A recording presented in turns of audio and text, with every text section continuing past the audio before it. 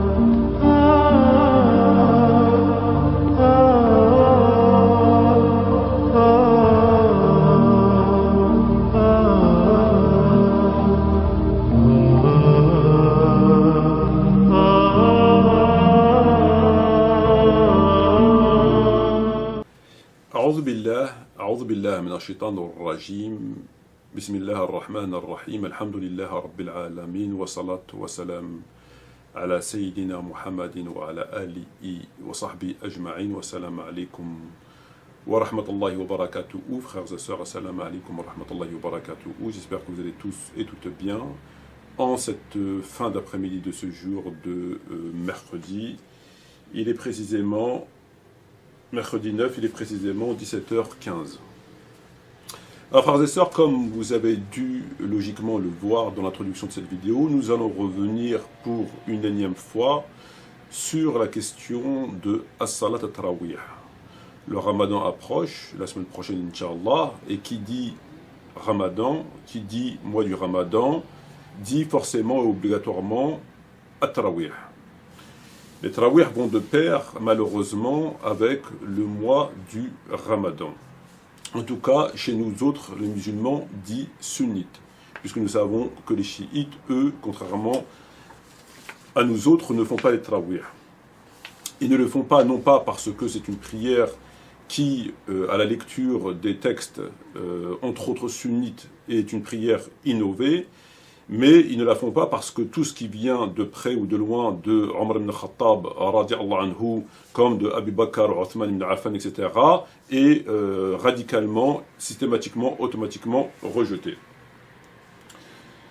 Alors, frères et sœurs, il me semble tout à fait important de revenir sur cette question afin que je puisse vous donner une fois encore les arguments qui laissent clairement à penser que c'est une prière non seulement innovée, et ceci de l'aveu même de Omar ibn Khattab radiallahu anhu lorsqu'il dit « An-ni'ma bid'a hadhihi » quelle excellente innovation, mais aussi que c'est une innovation blâmable, mazmouma, c'est-à-dire qui, selon la définition de tous les savants, contredit l'innovation, elle est considérée comme une innovation lorsque cela contredit ou le Coran ou la Sunna clairement prouvée.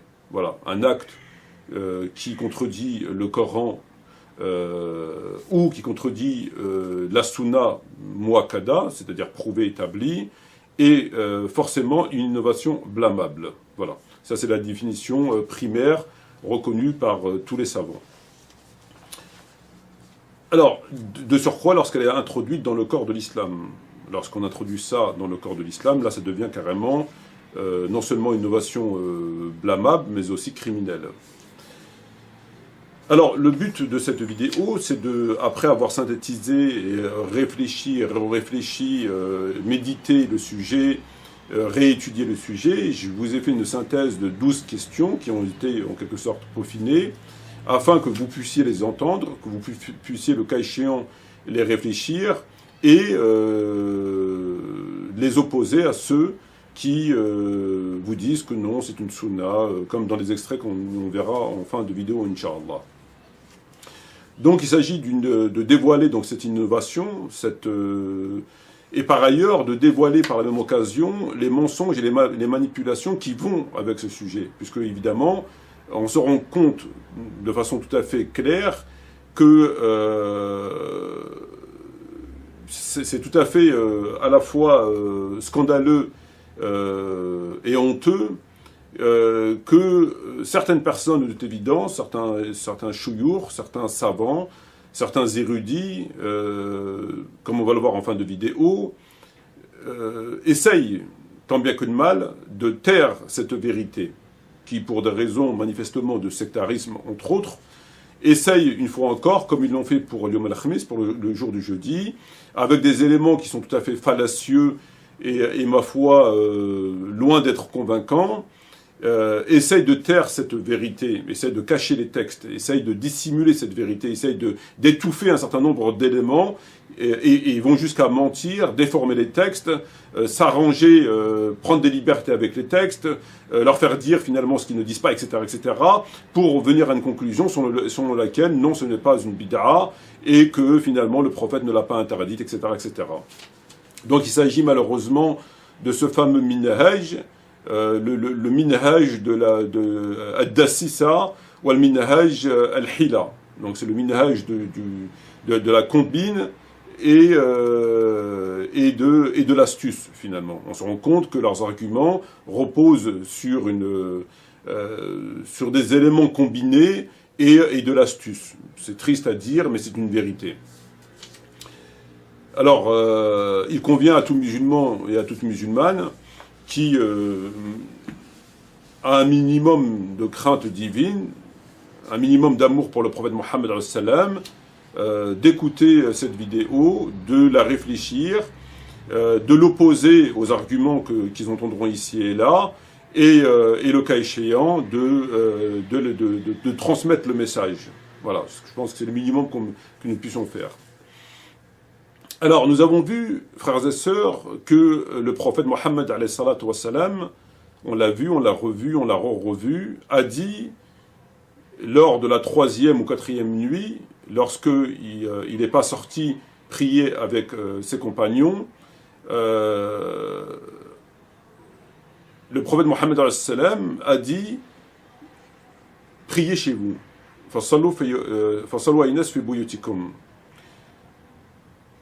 Et ces propos ont été tenus la 3e ou 4e nuit, après que des compagnons ont imité sa prière, comme on l'a déjà expliqué, et que la 3e ou 4e nuit, il n'est pas sorti. Donc il ne pouvait plus imiter sa prière. Et donc ils ont été le chercher à son domicile, jetant des cailloux sur son domicile, des petits cailloux, et celui-ci sortit en colère et finit par leur dire, entre autres, « Fasallu aynas fi buyutikum ». Donc ce « Fasallu aynas fi buyutikum », comment nous autres musulmans, on doit le comprendre? Quelle compréhension devons-nous avoir par rapport à ce « Fasallu aynas fi buyutikum ». Ce fameux « Fasallu aynas fi buyutikum » est à comprendre comme les compagnons qui étaient présents l'ont compris, c'est-à-dire d'arrêter immédiatement, de stopper leurs agissements et de rentrer chez eux. Lorsque le prophète leur a dit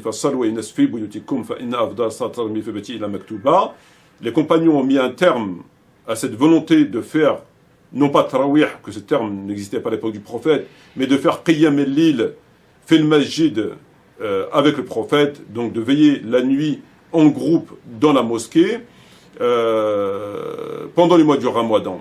Donc, il faut comprendre, ce fasallu ayyuhan-nas, cet impératif, cet ordre, doit être compris, donc, comme l'ont compris les compagnons, c'est-à-dire en mettant un terme radical et immédiat à leur volonté de poursuivre ces agissements.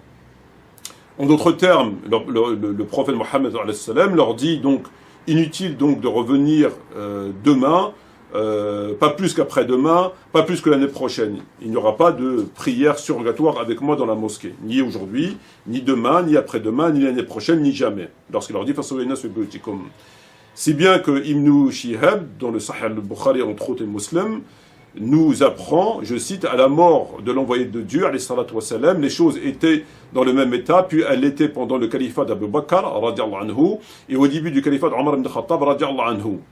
Et 100% des savants disent que ces propos, à partir de ces propos, on n'a plus entendu parler de cette histoire.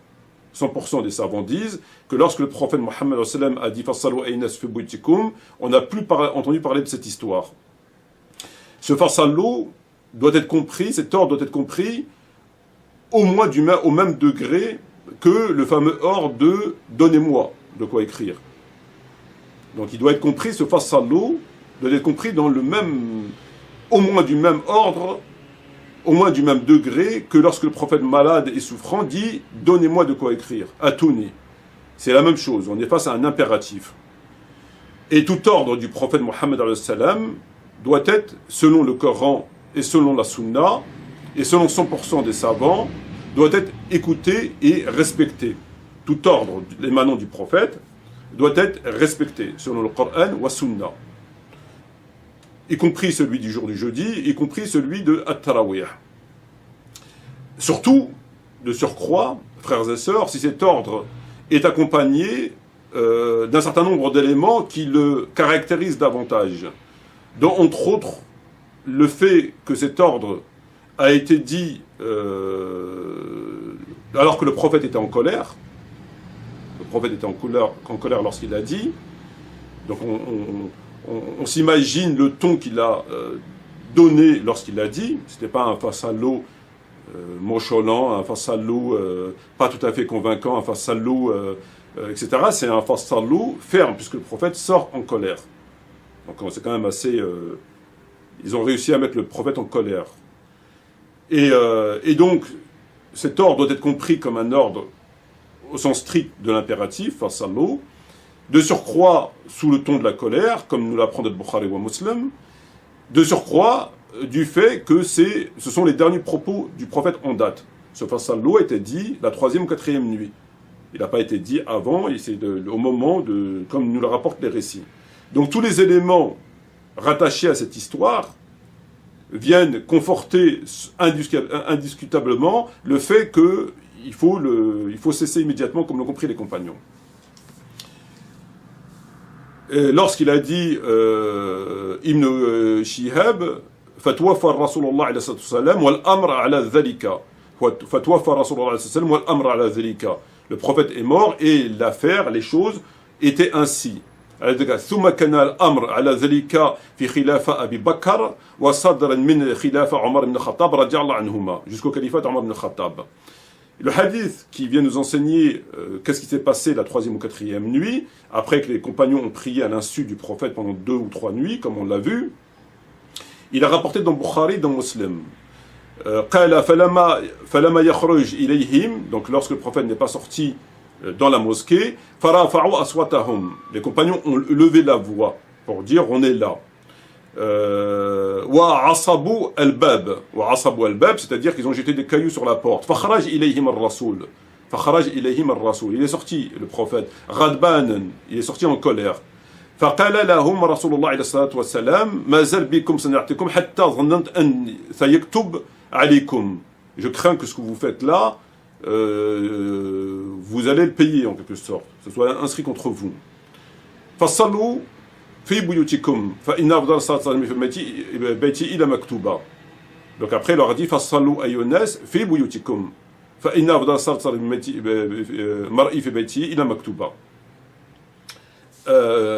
Donc on a tous les éléments réunis, c'est-à-dire la chronologie des événements, la date, l'ordre du prophète, le ton qu'il a mis, etc., etc.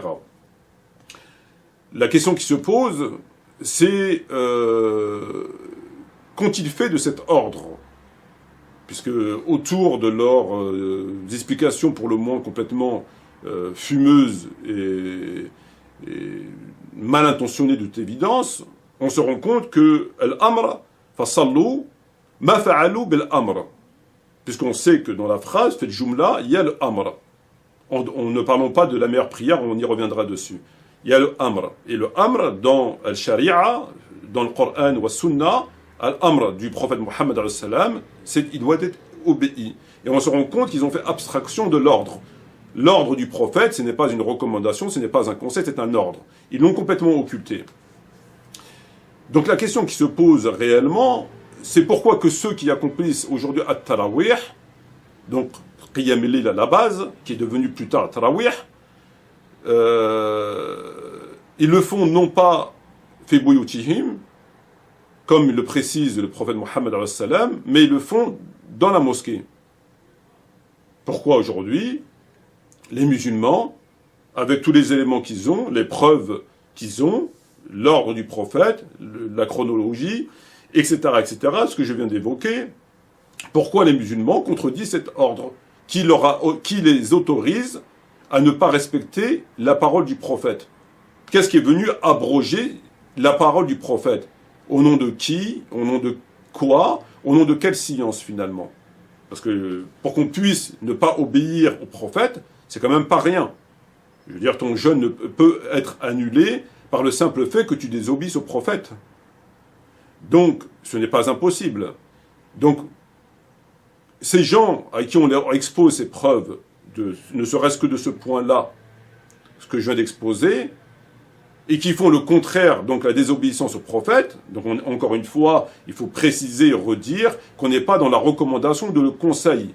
Fasallu ayyuhannas fi buyutikum, ici, fasallu, c'est un ordre, c'est un impératif. C'est-à-dire que le prophète ne te laisse pas le choix. Et les compagnons l'ont entendu et l'ont compris. Si bien que les choses en sont restées là, il n'y a pas eu de tarawih, de qiyam al-layl le lendemain, la semaine d'après, le mois d'après, l'année d'après, toutes les années après, le prophète Mohammed a mis un terme à cette truc, à cette volonté de prier avec lui. Et durant le califat d'Abu Bakr jusqu'au califat d'Omar ibn Khattab. Donc aujourd'hui, les musulmans qui font tarawih désobéissent à cet ordre. Au nom de quoi on peut se permettre de désobéir à un ordre du prophète? Alors que le Coran il dit قُلْ أَطِيعُوا اللَّهَ وَالرَّسُولَ فَإِنْ تَوَلُّوا فَإِنَّ اللَّهَ لَا يُحِبُّ الْكَافِرِينَ. فَأَطِيعُوا اللَّهَ وَالرَّسُولَ. Obéissez à Dieu et à son messager. Ici, se détourne, Dieu n'a pas les mécréants. ذَلِكَ بِأَنَّهُمْ شَاقُوا اللَّهَ وَالرَّسُولَ وَمَنْ يُشَقِّقْ اللَّهَ وَالرَّسُولَ فَإِنَّ اللَّهَ شَدِيدُ الْعِقَابِ. ذَلِكَ بِأَنَّهُمْ شَاقُوا اللَّهَ وَالرَّسُولَ. Ceci parce qu'ils se sont shaqu, c'est le fait de se séparer. وَمَنْ يُشَقِّقْ اللَّهَ وَالرَّسُولَ فَإِنَّ اللَّهَ شَدِيدُ الْعِقَابِ. Et celui qui se sépare en quelque sorte de Allah et du messager, Dieu est dur en punition. وما كان للمؤمنين والمؤمنات إذا قضى الله ورسوله أمرا أن يكون له خير من أمرهم ومن يعص الله ورسوله فقد ضل ضلالا مبينا ومن كان للمؤمنين وللمؤمنات إذا قضى الله ورسوله أمرا. Il ne convient pas à un croyant et une croyante, lorsque Allah et son messager ont décidé d'une chose, أن يكون له من خير من أمره, et que ils font autre chose de ce que lui a fait. وَمِنْ يَعْصِ اللَّهَ وَالرَّسُولَ, et celui qui désobéit à Dieu et à son messager, فَقَدْ ضَلَّ ضَلَالًا مُبِينًا, il s'est égaré d'un égarement évident. يَا أَيُّهَا الَّذِينَ آمَنُوا أَطِيعُوا اللَّهَ وَالرَّسُولَ وَلَا تَوَلُّوا عَنْهُ وَأَنْتُمْ تَسْمَعُونَ. Ô vous qui croyez, obéissez à Dieu et à son messager, et ne vous détournez pas alors que vous l'entendez, alors que tasma'oun, alors que vous entendez. وَلَا تَكُونُوا كَالَّذِي قَالُوا سَمِعْنَا وَلَمْ يَسْمَعُونَ. Ne soyez pas comme ceux qui disent nous avons entendu alors que ils n'entendent rien du tout. Inna shara ad-dawwab 'inda Allah summun bukmum alladhi la ya'qilun. Les pires des créatures auprès de Dieu, ce sont ceux les pires bêtes auprès de Dieu, ceux qui n'entendent pas, qui ne comprennent pas. Donc la question numéro 1, c'est bien celle-ci, c'est comment se fait-il, frères et sœurs, qu'ici ils arrivent à désobéir à un ordre du prophète, tout ce qu'on a expliqué, pourquoi ils font le contraire? Qu'est-ce qui leur permet de faire le contraire? Est-ce qu'il y a un verset coranique qui est descendu après? Est-ce qu'il y a un prophète qui est venu après? Est-ce que c'était abrogé? Est-ce que c'est pas un ordre, c'est juste un conseil? Qu'est-ce que c'est? Quelle explication peuvent-ils nous donner? Question numéro 2. Nous avons vu avec certitude, frères et sœurs, nous avons vu avec certitude, c'est-à-dire à 100%, que le prophète Mohammed n'a jamais prié avec ses compagnons. Il n'a pas prié une nuit, ni 2 nuits, ni 3 nuits, ni 4 nuits, il n'a jamais prié avec ses compagnons. Dans le Bukhari ou le Muslim, il n'a jamais prié avec ses compagnons. Alors que les savants, qu'une partie des savants, des shouyour, des fuqaha, des ahl al-ilm, des ulama, nous disent il a prié 3-4 nuits avec lui, comme il le dit notamment Cheikh Fawzan. Alors il y a un problème. En s'appuyant sur Bukhari et Muslim, ils disent que le prophète a prié 3-4 nuits avec ses compagnons. Et après il a arrêté.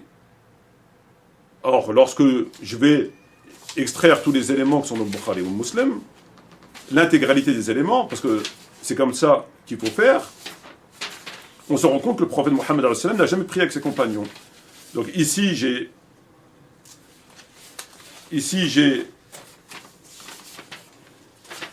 les textes intégraux dans le Sahih de Bukhari et Muslim. J'en ai 1, 2, 3, 4, 5, 6, 7, 8, 9, 10 textes. On ne va pas les relire pour leur dire, parce que je pense que tout le monde a bien compris, mais on va lire ce qui prouve que le prophète n'a pas prié avec eux. On va s'intéresser aux éléments, al-anasir, comme quoi le prophète n'a pas prié avec eux.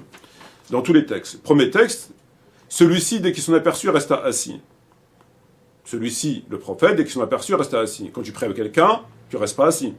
Ça me semble évident. Puis il alla vers ses compagnons. Et il alla vers ses compagnons. Donc c'est prouve qu'il n'a pas prié avec eux. Texte numéro 2. Le prophète avait mis une natte qui le séparait des gens. Une natte qui le séparait des gens. Quelques hommes cherchèrent à imiter sa prière. Une nuit, ils n'entendirent plus sa voix, croyant qu'il s'était endormi. Donc ces éléments prouvent qu'il n'a pas prié avec eux. Sinon tu ne mets pas quelque chose qui te sépare des gens, tu imites pas sa prière et tu ne te fies pas au son de sa voix. Ils pensaient qu'il s'est carrément endormi. Donc, comment peuvent-ils dire qu'il a prié avec eux? Troisième texte, le prophète faisait dans la prière un mur durant la nuit dans sa chambre qui avait un mur un peu élevé. Il y avait un mur un peu élevé. Et en voyant la silhouette du prophète, ils prièrent selon la silhouette du prophète. Donc il y avait déjà un mur un peu élevé et on parle de silhouette. Quatrième texte, le prophète dit « J'ai vu ce que vous avez fait, mais ce qui m'a empêché de sortir. J'ai vu ce que vous avez fait. » Donc il n'a pas prié avec eux. Cinquième texte, il dit « Cela dit, il ne m'était pas inconnu que vous étiez ici. » C'est le prophète qui parle. « Il ne m'était pas inconnu que vous étiez ici. » Sixième texte, le prophète, lorsqu'il sentit notre présence, derrière lui, il écourta sa prière. Lorsqu'il sentit notre présence, il écourta la prière. Et le lendemain, on lui dit « T'es-tu rendu compte de notre présence la veille ?» Oui, déclara-t-il. C'est d'ailleurs ce qui m'a poussé à agir comme je l'ai fait. Donc là, on ne peut plus clair. Il a senti notre présence. Lorsqu'il a senti notre présence, il a arrêté, il a écourté la prière, il est parti. Et le lendemain, on lui pose la question au prophète. Il lui dit, est-ce que tu savais qu'on était là? Il dit, oui, c'est ce qui m'a poussé justement à arrêter. Septième texte, j'ai bien vu ce que vous avez fait. J'ai bien vu ce que vous avez fait. Huitième texte, le fameux texte, le prophète leur dit, sorti en colère, etc. Le neuvième texte, il dit, je n'ignorais pas votre présence. Et le dixième, il dit, j'ai vu ce que vous avez fait. Alors, moi, j'aimerais simplement savoir, de qui se moque-t-on lorsqu'on vient nous affirmer que le prophète a prié avec ses compagnons? Comment peut-on harmoniser l'intégralité des textes du Bukhari et Muslim, où le prophète, clairement, n'a pas prié avec eux, c'est impossible, et qu'on vient nous dire, de façon tout à fait... c'est quand même assez incroyable, hein, d'un aplomb...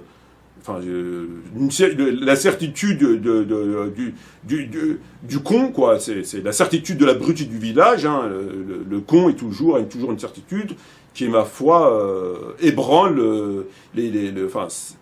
c'est quand même incroyable. Et ils vous disent, non, il a prié avec ses compagnons 3-4 jours. À la lecture de Bukhari et Muslim, il n'a jamais prié. Ou alors, il faut qu'on nous explique comment un imam, de surcroît un prophète, peut rester assis et leur dire, j'ai vu ce que vous avez fait, ce que vous avez fait. Bon. Et surtout, le dernier texte en date, c'est-à-dire que le prophète n'est pas sorti, et qui ensuite, le texte que j'ai lu, il est sorti en colère, et lorsqu'ils ont jeté des pierres, parce qu'il n'est pas sorti, etc., etc. Donc, le simple fait que le prophète ne sorte pas cette nuit, et que eux ils vont chercher, là encore, prouve qu'il n'a pas prié avec eux, parce que quand tu pries avec des gens, et que tu n'as pas l'intention de venir le lendemain prier avec eux, il est bien évident que tu leur dis. C'est quand même le moins des choses. Donc, s'il avait prié avec eux, encore une fois, il aurait dit, ne venez pas demain, les choses auraient été claires. Or, lorsqu'ils n'ont pas vu la troisième ou quatrième nuit, ils sont partis le chercher. Ça prouve bien, encore une fois, ou alors on va considérer que le prophète se comporte d'une façon assez étrange.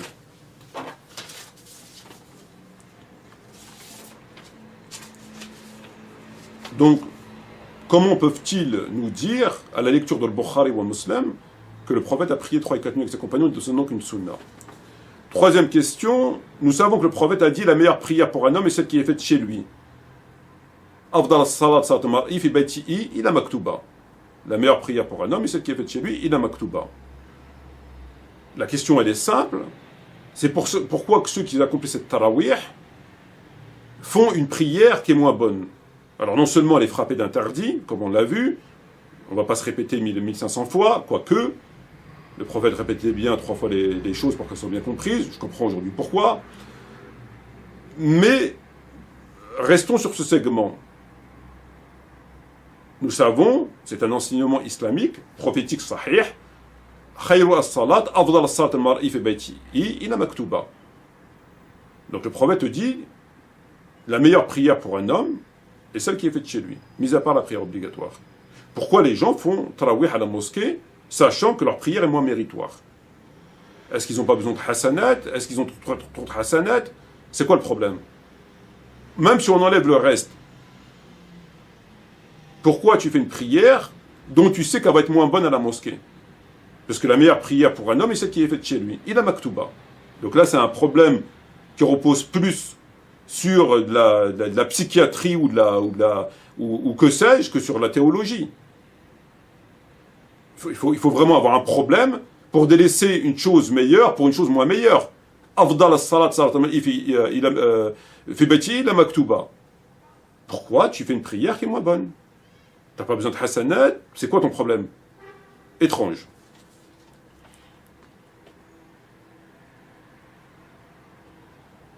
On nous affirme que le prophète Mohammed a prié 3 et 4 nuits avec ses compagnons. Donc on nous dit sunna. Il a prié 3 et 4 nuits. Chose qui est fausse, mais passons. Donc c'est une sunna.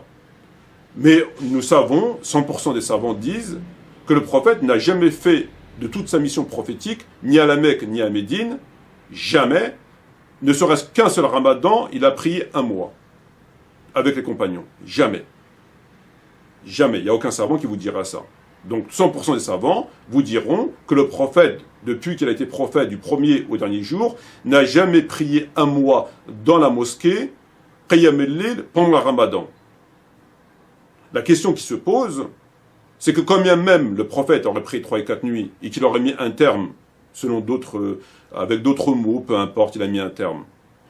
Pourquoi est-on passé de 3 à 4 nuits à 1 mois? Bien sûr, on va écouter l'argumentation qui est, ma foi, qui n'a rien de théologique et qui est complètement débile, qui se conçoit selon une logique mathématique matérielle et non pas théologique, puisque la théologie impose, frères et sœurs, qu'on ne peut jamais excéder le prophète. On ne peut jamais excéder une pratique du prophète. C'est-à-dire par les ablutions, il a fait 3 fois maximum, il a fait 1 fois 2 fois, il a fait aussi 3 fois. Les savants vous diront, tu ne peux pas faire 4 fois. Si tu fais 4 fois, tes ablutions sont annulées. Tu peux faire 1 fois comme dans le Coran, tu peux faire 2 fois comme dans la Sunna, tu peux faire 3 fois comme dans la Sunna, tu peux faire ce que dit le Coran, mais il vaut mieux faire la Sunna, etc., etc. Mais jamais un savant vous dira, tu peux faire 4 fois la répétition des membres du lavage des membres. Ça n'existe pas. Donc là, le prophète, on admettons qu'il avait pris 3-4 nuits, il n'a jamais fait 1 mois. Il a mis un terme. Très bien. Peu importe comment il a mis un terme. Aujourd'hui, il faut 1 mois. Pourquoi il faut 1 mois? Parce que le prophète n'a jamais fait 1 mois. Alors on va nous dire, le ramadan dure 1 mois. Si le prophète aurait été vivant, le problème c'est que le prophète ne l'a pas légiféré et que le prophète ne l'a pas fait. Donc si tu veux t'en tenir à ta pseudo-sunna, tu dois t'arrêter à 3 jours. Si tu considères que le prophète a payé 3 jours avec eux. Il a accepté 3 jours, après il a dit arrêtez. Après 4 jours, il a dit arrêtez. Bon, ben on va faire 4 jours, on va arrêter.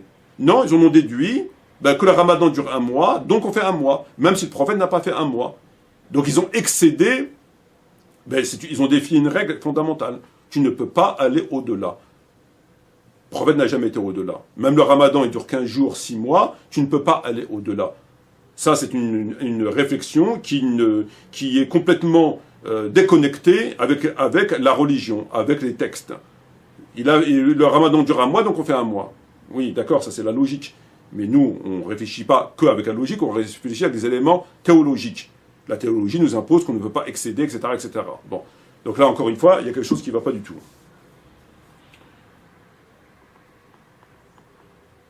On nous a affirmé, voire même bassiné, depuis très longtemps, qu'il y avait un consensus. On nous a dit ijma'. At-tarawih sunna muakkada wa fiha ijma'. Illa shia. Et Metmati. Ijma'. 100% des savants, 100% des sahaba, 100% des tabi'in, ijma'. Mensonge ou ignorance? On l'a vu dans le texte de l'imam Shatibi al-Muwafaqat, où on trouve kana kabar min as-salaf wa sahaba wa tabi'in ansarafuna ba'da salat al-isha ila buyutihim wa la yaqumu ma'a al-imam. Il y avait parmi les salafs et parmi les compagnons et les tabi'in, ils faisaient l'isha et rentraient chez eux. Bon, ceux-là, apparemment, on ne les a pas comptés dans le consensus. On fait des consensus comme on fait des crêpes. Fraises, framboises, on vient mentir aux gens. On nous dit ijma'. Ijma', d'après Shatibi al-Muwafaqat, كان كبار من السلف ومن الصحابة والتابعين يتصرفون بعد صلاة العشاء في بيوتهم ولا يقومون مع الناس. Donc cela on ne les a pas comptés. On a vu dans le livre de l'imam Kitab al-Athar al-Musannaf al-Hadith wal-Athar de Abu Bakr Abdullah ibn Muhammad ibn Abi Shayba rahimahullah, tome 2 Dar al-Kutub al-Almiya Beyrouth, Lebanon 1995, on a des récits où on apprend ce qui suit. Ibn Omar ne rejoignait pas les gens pour prier la prière du Ramadan, et ajoute Salem et Qasim ne le faisaient pas non plus. Un homme demanda à Ibn Omar de devoir prier la nuit derrière l'imam pendant le Ramadan, il lui dit tu écoutes tout comme un âne. Ibrahim a dit si je ne connaissais pas plus d'une sourate ou deux, il est répété à mes yeux et plus bénéfique de prier toute la nuit de prier chez moi toute la nuit derrière un imam pendant le Ramadan. Ibrahim guidait leur prière canonique, mais il ne les guidait pas pour les prières du Ramadan. Al-Qama et Al-Aswad ne le faisaient pas non plus. Quoi d'autre encore? On a demandé à Hassan al-Basri, rahimahullah, dois-je rejoindre les gens pour la prière ou bien prier seul? Déjà, étrangement, pourquoi poser une question puisqu'apparemment il y a un consensus? Il a dit que tu lises le Coran me semble meilleur que de l'entendre réciter par un autre. Il a dit je préfère que tu lises le Coran tout seul. C'est mieux que d'entendre par un autre. Bah, sa réponse, on sent bien qu'il est gêné, mais ça veut dire ce que ça veut dire. Ça veut dire ce que ça veut dire. Donc il lui dit prie chez toi finalement.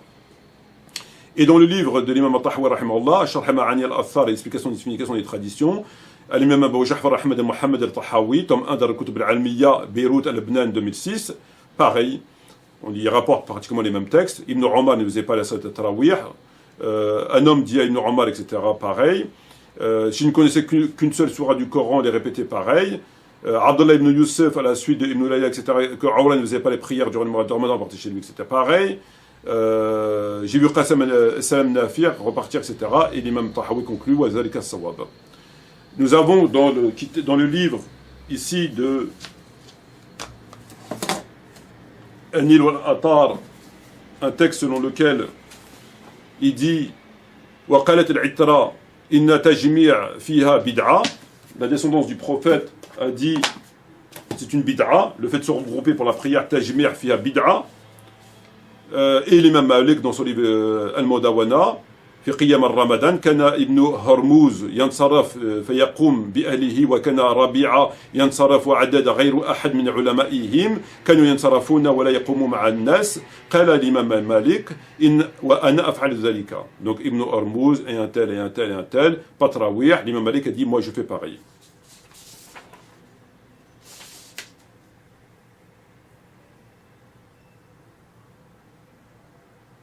D'autres textes, inutile de lire. Alors, c'est quand même incroyable. Et on a fait croire aux gens qu'il y avait un ijma'. Ben, apparemment, ces gens-là, ils comptent pour du beurre. Alors, tous ces gens se comptent pour du beurre. Voilà, ils font les ijma' comme ils veulent. Ils mentent aux gens, ils cachent. C'est la religion de d'Assissa ou al-Hila. Voilà. C'est ce qu'ils savent faire de mieux. Ils le font constamment. Ils le font constamment.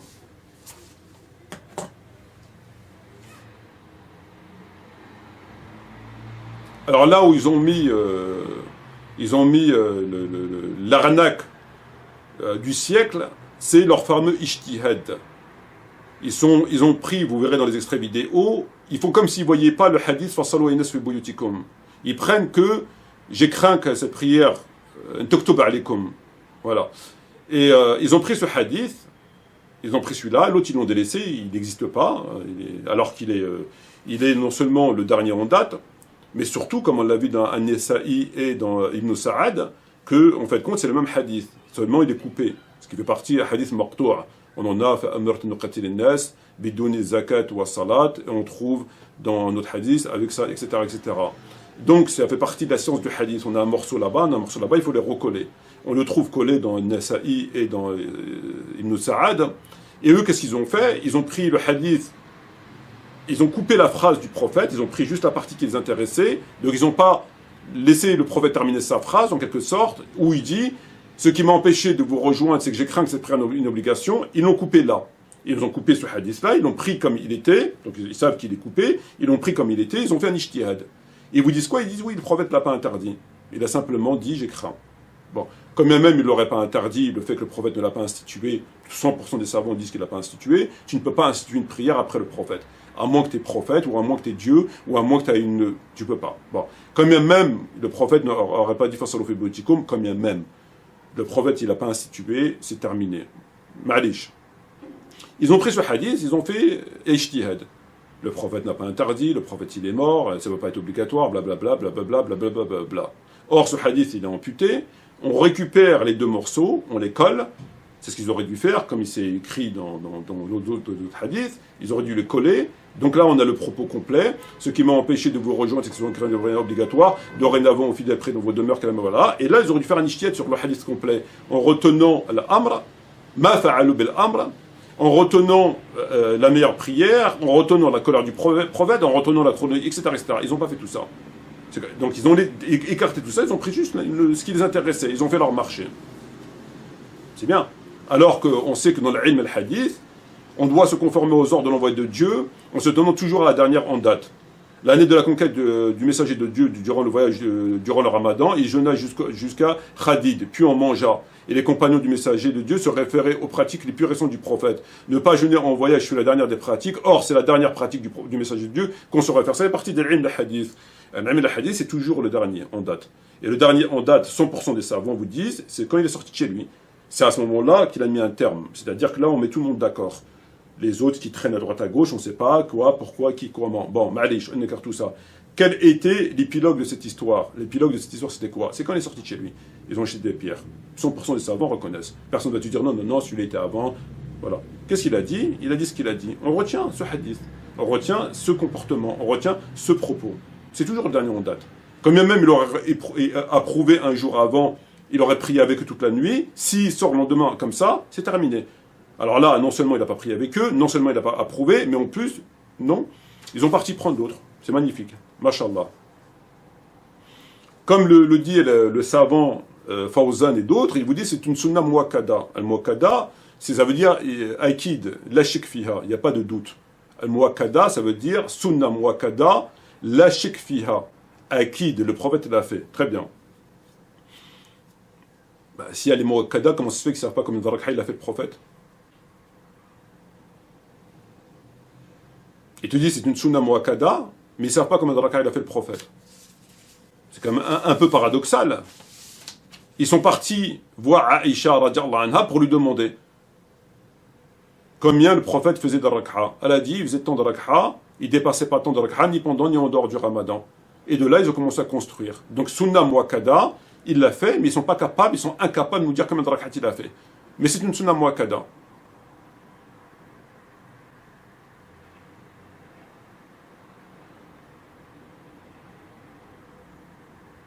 Et d'ailleurs, ça aurait été une sunna muakkada, tout simplement une sunna. Pourquoi des compagnons, des tabi'in, Ibn Omar, Nafi' as-Salam, l'imam Malik, Tahawi, Shafi'i, etc. se sont détournés de cette sunna. Si elle était si bonne et si conforme, pourquoi ils se détournent?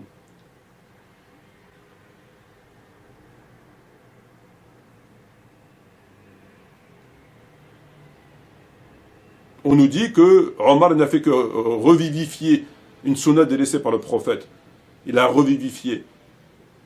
Donc il doit... si le prophète il a délaissé, c'est qu'il y a une raison. Pourquoi tu viens derrière et tu la revivifies? Ce qui est encore là, évidemment faux. Le prophète ne l'a jamais délaissé, il l'a arrêté, il ne l'a jamais fait. Jamais. Jamais. Mais quand même, Et le plus important, c'est que 100% des savants vous disent que depuis ce jour-là, bah d'ailleurs on l'a lu le texte, on n'a pas besoin des savants, on n'a plus entendu parler de cette prière. Il dit Fatwa far Rasulullah sallallahu wal amra ala dhalika. Thumma kana al amra ala dhalika fi khilafa Abi Bakr wal khalifa Omar ibn Khattab radiyallahu anhuma. C'est-à-dire stop. Mais c'est quand même incroyable. Donc ça veut dire que le prophète ne l'a pas fait 3 ou 4 nuits. Il l'a interdit à ses compagnons. C'est resté comme ça pendant les années durant lesquelles le prophète a fait d'autres ramadans, parce qu'il n'est pas mort cette année-là. On n'a pas entendu parler de Tarawih, le Qiyam al-Lil. L'autre année, le prophète il meurt. Et après, Omar ibn Khattab vient instituer, c'est-à-dire qu'on se permet d'instituer une prière que le prophète n'a pas instituée. Donc on est un petit peu comme les chiites qui considèrent que le prophète n'a pas terminé sa mission et qu'on a un prolongement avec Ali, alayhi salam, et les 12. Ça veut dire qu'il le lie au prophète. Le prophète et les 12, ils sont liés. Le Coran, il n'est pas clos, la Sunna, elle n'est pas close. La porte, elle est ouverte. Donc on a besoin de Ali, qui est un mahsoum, etc., qui va continuer la mission du prophète. C'est-à-dire qu'on ne peut pas s'arrêter au prophète. Alors que dans le Coran, il dit, si le prophète venait à mourir ou s'il venait être tué, retournerez-vous sur vos pas. Donc là, Allah, il a mis le terme au prophète. Il a dit, si le prophète venait à mourir ou vous serez tué, est-ce que vous allez retourner sur vos pas? Donc le retour sur les pas, il ne l'a pas mis à Ali. Il ne l'a pas mis pour les 12. Il dit à partir du prophète. C'est là. Il n'y a pas d'après après prophète. Ça s'arrête là. Est-ce que s'il est mort, vous allez retourner sur vos pas? Il n'a pas dit si Ali meurt ou si l'autre ou l'autre. Ça veut dire ça s'arrête là. Donc on a un petit peu comme les chiites, c'est-à-dire qu'on a un prolongement d'une personne qui n'est pas prophète et qui vient vous inventer une prière qui n'a pas été instituée par le prophète, de surcroît qui a été interdite par le prophète. Est-ce que c'est légal? Est-ce que c'est légal d'inventer une prière? Pour inventer une prière, il faut être prophète au moins. Alors, qui est le prophète, encore une fois? Qui est le prophète?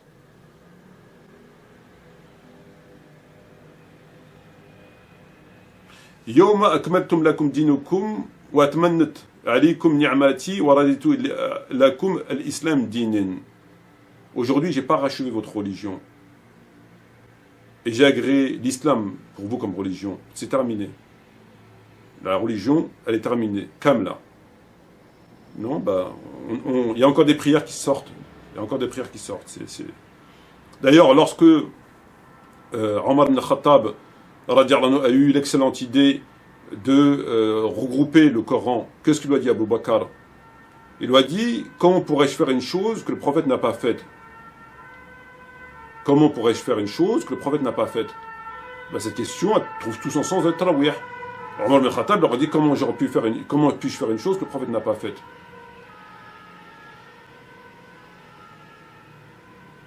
Donc on se rend compte qu'il y a effectivement quelque chose de très grave, et qu'on se rend compte que Omar ibn Khattab, il gagne tout le temps par rapport au prophète. Le jour du jeudi, il a gagné, et Tarawih, il a gagné. Donc vous avez toujours des gens qui se mettent du côté de Omar, et des gens qui se mettent du côté du prophète. Le jour du jeudi, vous avez donnez-lui pas. En fait, quand Omar gagne, et ceux qui suivent Omar ont gagné, parce qu'on ne l'a pas donné, et Tarawih, fassalou fi buyutikum, fassalou fi al-masajid, c'est Omar qui gagne. D'ailleurs, le nom lui-même n'existait pas à l'époque du prophète. C'est un nom qui a été inventé à l'époque de Omar. D'ailleurs, lui-même, le nom, la prière de la pause, ça ne veut rien dire. Prière de l'appui, on connaît. Prière de salutation de la mosquée, on connaît. Prière avec le Dhar, Asal, Maghrib, Isha, on connaît. Prière Qiyam al-Layl, on connaît. Prière de pause.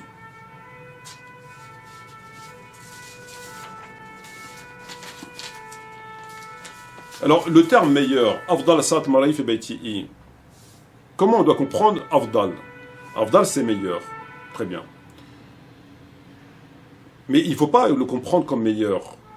Au sens meilleur, c'est-à-dire comme si on vous laissait le choix entre deux choses. Quand le prophète dit, alayhi salatu wassalam, la prière faite dans ma mosquée est meilleure que la prière faite ailleurs. Là, il y a une balance. Est-ce que le prophète a interdit de faire une prière ailleurs? Non. Est-ce qu'il t'a interdit d'aller prier dans non. Il a simplement dit, la prière faite dans ma mosquée a plus de valeur et meilleure que celle faite ailleurs. Meilleure. Les deux sont autorisés.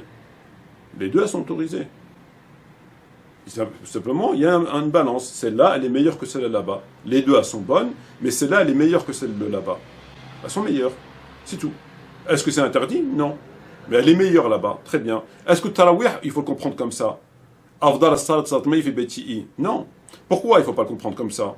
Parce que en face de meilleur à la maison, on n'a pas meilleur, moins meilleur à la mosquée. Il n'y a pas la prière est meilleure à la maison et moins meilleure à la mosquée. On n'a pas de comparatif, on n'a pas de balance. Pourquoi? Parce que celle qui est faite à la mosquée est frappée d'un interdit. Fasallu, par l'impératif. Fasallu fi buyutikum. Donc là, l'impératif ne permet pas de faire le système de la balance, le système du meilleur, du comparatif. Le comparatif, on le fait si il n'y a pas d'interdit. S'il n'y a pas d'interdit, on fait un comparatif. Mais on ne peut pas faire un comparatif si la chose est interdite. On ne compare pas une chose licite à une chose interdite. On ne va pas dire l'eau c'est mieux que l'alcool, puisque l'alcool c'est interdit. Donc on ne peut pas dire, mais on peut dire que l'eau c'est mieux que le jus d'orange. L'eau c'est mieux que le jus de pomme. Pourquoi? Parce que tous les deux sont autorisés. Donc là, le comparatif, on l'accepte. Mais quand le prophète dit « Fassalu fi buyutikum », le fassalu est un ordre, comme on l'a expliqué. L'ordre impose l'interdiction. C'est-à-dire, ici, c'est un sens interdit. Tu ne peux pas y aller. Donc le meilleur ici, afdal, il ne faut pas le comprendre avec la mosquée. Parce que ici, c'est frappé d'interdit. Il faut le comprendre au sens de l'enseignement de la prière, entre la prière surrogatoire et la prière obligatoire. Ça veut dire quoi? Ça veut dire qu'ici, il faut comprendre la meilleure prière pour un homme, au sens général du terme, est celle qui est faite chez lui. Illa al-maktuba. Donc c'est l'enseignement général qu'il faut tirer de ça. C'est l'enseignement général. La meilleure prière pour un homme, afdal as-salat salat ma'i, fi bayti'i, illa maktuba. Voilà ce qu'il dit le prophète. Mais il t'a pas dit de choisir entre celle-là ou à la mosquée, parce qu'il vient te dire fasalli fi baytik, al-amr. Donc il ne faut pas qu'on vienne nous dire il a dit meilleur, mais il n'a pas interdit ici, il interdit. Il interdit pourquoi? Parce qu'il a dit fasallu. Et le fasallu renvoie à une interdiction. Donc il n'y a pas de comparatif. Et quand bien même tout cela, le fait que les éléments, que le prophète ne l'a pas institué, qu'il est mort sans instituer, on ne peut pas inventer une prière. Ou alors, il faut être prophète. Il faut reconnaître le statut de la personne comme prophète. Si tu veux inventer une prière, il faut que tu dises « je suis prophète » ou que les gens te reconnaissent comme un prophète. Mais si tu n'es pas prophète et tu n'es pas Dieu, et jusqu'à preuve du contraire, Omar ibn Khattab n'est pas prophète, n'est pas Dieu, il ne peut pas inventer une prière que le prophète n'a pas faite. Surtout Dieu a dit « aujourd'hui, j'ai pas racheté votre religion ». Subhanallah, ajib. Ajib. On nous dit que Ali, il faisait tarawih. Moi, je demande qu'à le croire. Passant devant la mosquée, que Dieu illumine le tombeau de Omar, etc. Moi, je demande qu'à le croire. Mais moi, quand je lis d'autres livres, c'est pas ce qu'il écrit. Quand je lis le livre de Shawkani, où il dit l'Itra ne faisait pas tarawih, on pose comment ça se fait? Pourquoi cette contradiction? Pourquoi on nous dit qu'Ali faisait tarawih, et puis pourquoi que lui? On dirait, on se sert de Ali pour se défendre. Genre, si lui la faisait, c'est que les débats il est clos. Alors que dans le livre de Shawkani et ailleurs, on nous dit qu'il ne faisait pas de tarawih. Donc il y a une contradiction là. Qui dit vrai, qui dit faux? Bon. Moi, la question ne se pose pas, vu ce que je vois, hein, les mensonges, la religion, de l'astuce et de la dissimulation, al-minhaj, ad-dassissa ou al-hila. C'est tout. On voit bien comment il joue avec les textes. Donc la question ne se pose pas. Alors, il y a une chose qui est très importante, c'est quand je faisais tarawih, on avait toujours des gens qui disaient quoi? Ils disaient, oui, akhi, c'est pas obligatoire tarawih, pour ceux qui ne voulaient pas partir. Mais tout le monde fait tarawih. Tout le monde fait tarawih. Tout le monde fait tarawih. Donc oui, c'est vrai, mon frère, c'est pas obligatoire. Mais tout le monde fait tarawih. Qu'est-ce qu'il faut comprendre par là? Ça veut dire que toi, tu es un paria. Tu n'es pas normal. Tu es louche. Tout le monde fait tarawih sauf toi. C'est bizarre, toi, comme mec. Oui, c'est pas obligatoire. Alors tu lui dis, ouais, mais c'est pas obligatoire. Oui, c'est pas obligatoire. Mais tout le monde fait. Ah, c'est mieux de la faire. C'est pas obligatoire, mais c'est mieux de la faire. Parce que tout le monde fait. Il culpabilise les gens. Il culpabilise les gens. Certains vont dire, l'Aïcha n'est pas acceptée, son tarawih, d'autres vont dire le ramadan. Bref, on n'est plus à ça près. Mais Ceci vient constamment. Oui, c'est pas obligatoire, mais tout le monde fait tarawih. Donc si toi tu fais pas tarawih, c'est que tu es louche. Ben, cet élément-là, maintenant ils peuvent le mettre à la poubelle. On ne peut plus culpabiliser les gens aujourd'hui. Parce qu'aujourd'hui, lorsqu'on sortira ce propos, ben, on leur répondra simplement, ben oui, mais il y avait des compagnons qui ne faisaient pas tarawih, il y avait des tabi'in qui ne faisaient pas tarawih, il y avait des savants qui ne faisaient pas tarawih. Hassan al-Basri, rahimahullah, a dit, je préfère que tu lises le Coran seul, que tu l'écoutes de chez un autre. Al-Qasim, Salim, Nafi', Urwa, Ibn Omar, Ibrahim, Al-Qama, Al-Aswad, une partie des Hanafites,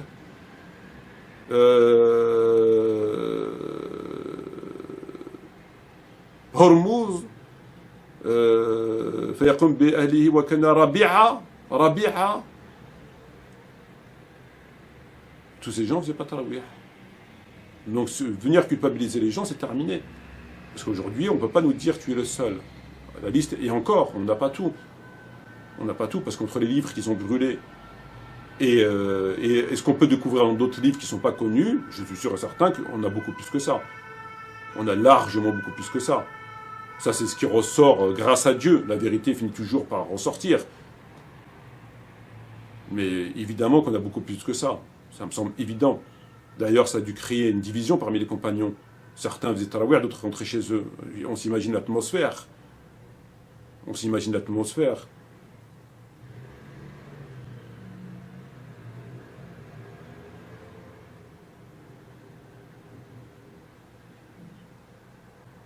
Alors moi, j'aurais été présent le jour du jeudi, j'aurais écouté le prophète et j'aurais suivi ceux qui ont écouté le prophète. J'aurais été présent pour Tarawih, Qiyam al-Layl, j'aurais écouté le prophète. Chacun a son camp. Certains préfèrent le camp adverse. Atoni, non, il ne faut pas donner, machin. Sallu fi buytikum, non, sallu fi al-masajid. Afdal salat fi bayti'i, la afdal salat fi al-masajid. Comme il a dit Fawzan. C'est magnifique.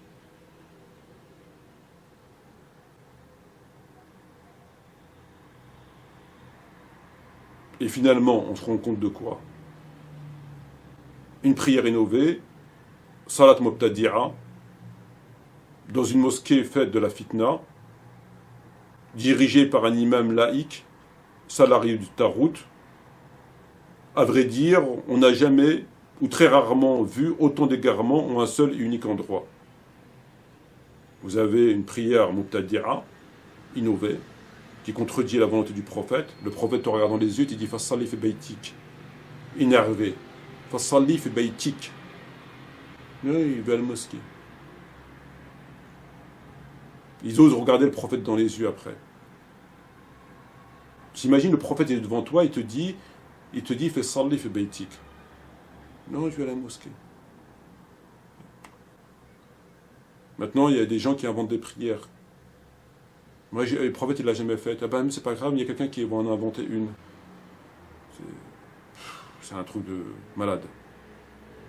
Une prière innovée, faite dans les mosquées de la fitna, ceux qu'on connaît, dirigée par un imam laïque. La boucle est bouclée, la messe est dite.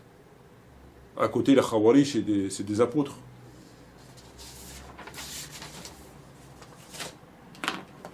Les choses sont parfaitement claires et limpides. C'est-à-dire, vous prenez le problème d'où vous voulez prendre, vous prenez par là, vous êtes bloqué par là, vous prenez là-bas, vous êtes bloqué par là, vous prenez là-bas, vous êtes bloqué par là. Inutile de jouer sur... les savants n'ont pas dit que c'est une bid'a mazmouma, etc. Il n'y a pas besoin de savants. Fassallu fi buyutikum, fatwa ta'an nabiyya Muhammad sallam, fassallu fi buyutikum. C'est un ordre, c'est un impératif qui a été obéi, etc. Il n'y a pas besoin de fatwa, il n'y a pas besoin de ceci, il n'y a pas besoin de cela. Point à la ligne. Vous prenez le problème d'où vous voulez, c'est clair, net et précis, c'est limpide. Seul quelqu'un qui a le cœur aveuglé par le sectarisme va venir vous dire oui, mais l'ordre, c'est pas un ordre, oui, mais Omar, Dieu a dit, nanani, les Mahsoum, nanani, nanana, s'il y avait inspiré dans ma nation, c'est fini l'époque des Mahsoum maintenant. C'est une époque qui est révolue, ça c'était à l'époque, ils croyaient qu'il y avait des gens infaillibles. On est au XXIe siècle aujourd'hui, les gens ont compris qu'il n'y a pas de gens infaillibles. C'est fini les infaillibles, ça. C'est dans les feuilletons de David Vincent, les Martiens, les ovnis, tout ça, la Corée du Nord, à la limite au bled. Les gens normaux, les gens qui ont évolué, ont compris qu'il n'y a pas d'infaillibles. C'est fini l'époque des infaillibles. Oui, mais Omar, c'est un aspirateur, la sunna, mais des califes après moi, s'il y avait un prophète après moi, ça aurait été, oui, mais c'est pas un ordre, oui, mais il a pas, oui, mais ils n'ont pas dit que c'était une prière, une innovation, ils ont dit c'est mieux, voilà. Sur ce, je vous remercie, wa salam alaikum wa rahmatullahi wa barakatuh.